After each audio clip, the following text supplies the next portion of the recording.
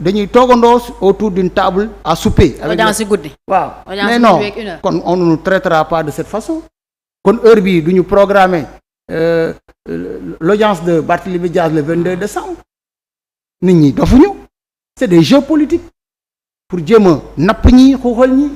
mais encore une fois nous sommes dans l'opposition et nous resterons dans l'opposition ba keroog ñu jël pouvoir bi incha allah au mois de février 2024. très bien. Cheikh, oui. noo apprécier relation yi am diggante opposition ak pouvoir parfois c'est des relations yoo xam ne complot lay nekk mais ay relations parfois d'adversité même qui peut-être parfois xaw a nuru haine tuuti. Est-ce que comprendre nga un peu les acteurs politiques sénégalais de manière générale. xam nga depuis 2012 quand même l'une des prouesses quand même que le président Macky Sall a réussi, c'est de diviser l'opposition malheureusement. Comme ni ma wax rek opposition sénégalaise taxawaayam ils sont en rang dispersé te rang dispersé boobu moo tax Macky Sall mën a dugg seen diggante. te bu duggee seen diggante day leen di gën a parfois day lancer ay ballons de sonde. te du tax mu xaritoog ñoom. du tax mu xaritoog ñoom.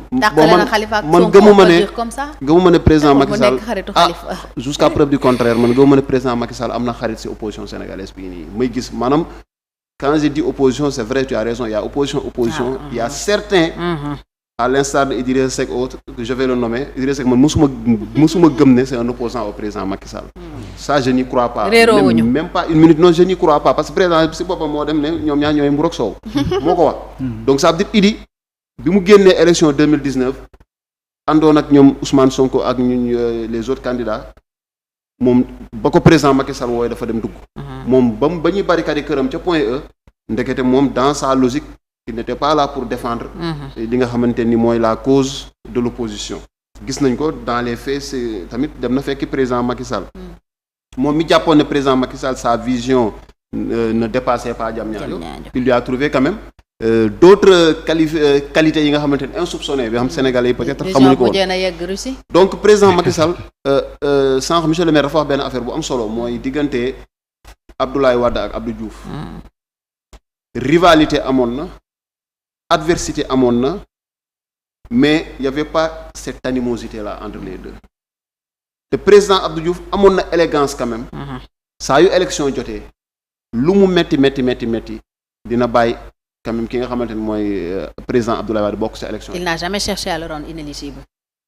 Président Macky Sall à la différence de Abdou Diouf mi nga xamante ni mentoram la parce que bon il lui voue quand même un respect profond une certaine amitié. On a vu même le président, le candidat de Benno Bokk Yaakaar Amadou Ba notre premier ministre. Bon parce que c'est notre premier ministre. Bien bon, sûr. mais dem na ca Tugal. seeti Abdou Diouf. Donc di dox sur les pas de ki nga xam ne mooy président Macky Sall. Continuité mais la par contre le président Macky Sall ne s'est pas inspiré de cette façon de faire de traiter avec son opposition. Affaire ses adversaires nan lañ ko waxee maanaam cette posture de gentleman bi nga xamante ne Abdou Diouf amoon na ko temps boobu noonu par rapport ak président Abdoulaye Wade Macky Sall amu ko ak opposant ami quand il dit de façon très maladroite je vais réduire l'opposition à sa plus simple expression je pense que les mots ne sont pas de trop parce que dans la pratique quand même man début bi ma ko njëkkee dégg gars yi di wax dama ne non je pense que président da ko doon wax pour faux mais quand même dans la pratique on a vu ce que ça a donné. def na ko. Élimination de Karim Wade du président Khalifa de Ousmane Sonko aujourd'hui donc gis nañ ne ko donc waa ji lam daan café peut-être mooy dëgg. nee nañ mag lu muy café dëgg la ci moom. donc président Macky Sall ak opposition quand même c'est une relation tendue musul juboo ak opposition am lan moo tax Sénégal mënuñu am pouvoir boo xamante ni y a des opposants dans le gouvernement. te da daan am. mais da daan am alors qu'est-ce qui s'est passé entre-temps. c'est une tradition xam nga loolu c'est une tradition quand même démocratique bu Sénégal yàgg a am. on se souvient bien temps Abdou Diouf da ngay gis ñoom Amath Dansokho quand bien même il n'était pas du PS. dañ doon dugg ci gouvernement Abdoulaye da doon dugg ci gouvernement. mais dañu gis ak Abdoulaye Wade ak président Macky Sall. c'est très difficile nga gis un opposant dugg ci biir gouvernement président Macky Sall xanaa parfois nga doon un opposant moom ne peut-être parfois da ngay weddi say principe pour ñenn ñi gis nañ fi ñi nga xamante ne dañu màbbee parti démocratique sénégalais dugg ay Souleymane Ndéné gis nañ fi ay ñoom Omar Sarr et cetera. Souleymane Ndéné mi nga xam ne dafa ne dañu waroon a fusiller ñi nga xamante ni c'est voilà transhumant mais moom nee na jusqu'à preuve du contraire il n'est pas transhumant. Ça c'est un débat qui se pose. C'est un allié. Mais li am solo mooy président Macky Sall man ci sama gis-gis dafa nawloowul trop waa opposition. ay adversaire am. te adversaire da nga koy jox cër. même soo ko mënee. da nga koy respecter. Bien sûr. tey mën nañu bëre ma daan la mais warul tax ma ñàkk def fair play. mën naa ñëw si yow daan naa la yëkkati la encourager la. na la préparer prochaine fois ñu dajewaat. loolu day tax suñu daje dina am neneen nu mu taxawaay bi day gën a rafet. mais su dee par exemple da ngay doon koo xamante ni da ngay attaquer sa opposition di ko néewal doole. di ko tegal ay pièges. alors que dama la ne opposition dañ ko war a dooleel. opposition boo ko dooleelee. yow day tax di nga am parce que wuju moom bu lay xool di nga fexe de telle sorte. que bu mu la gis nga def faux pas. loolu déjà c'est une bonne chose. ku lay xool di la surveiller di ne nga ne noo xaaral man de. waa taxaw ñu ngi may bàyyi xel. président Khalifa mu ngi bàyyi xel président Macky Sall donc président Macky Sall bu defee erreur.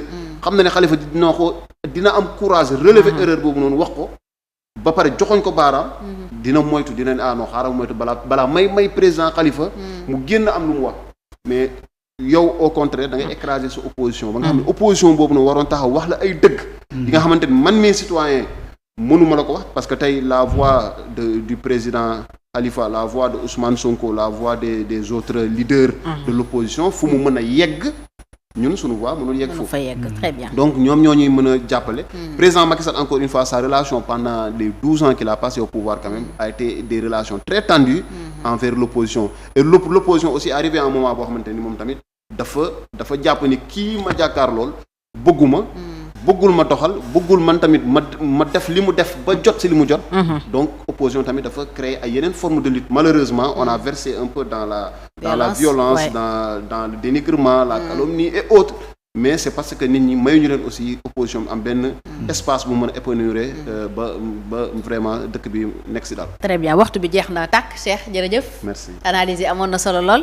monsieur le maire ñu ngi lay gërëm amoon nañu mbégte trop dalal la ci 2024 plus waaw rapidement réunion mooy teg pression gërëm waa commune Jaxaay Parcelles ndax doo lay jën ndox gërëm toute la population les imams les délégués de quartier le conseil municipal bàjjenu gox relais communautaire parce que dynamisme de développement ñu ngi koy commencé gis au niveau de Jaxaay Parcelles qui est une des toutes dernières communes de Dakar mais difficulté yi ña nga fa tali yi baaxuñu beneen yoon dinañ ci wax inondation bi ma nga fa suñu hôpital bi depuis 2007 ma nga fa donc des na lu bëri suñu mandat yi bloqué wu au trésor dañu dimbali mu débloqué wu ñu fay suñu fournisseur dinañ ci waxaat beneen vraiment di jaajëfal waa Télé Sénégal TV di am contentement trop bi ma fi jaaree partagé ak yéen plateau bi surtout mon cher ami Cheikh ñu ngi lay gërëm di la sant di gërëm téléspectateurs yëpp ak téléspectatrices yi di leen jox rendez-vous à très bientôt sur la chaîne leader. jërëjëf la chaîne leader c'est Télé Sénégal TV ñu ngi lay gërëm monsieur Abdou Aziz Diané maire u Jaxaay Parcelles responsable taxawu Sénégal moo nekkoon sunu gan ci 2024 plus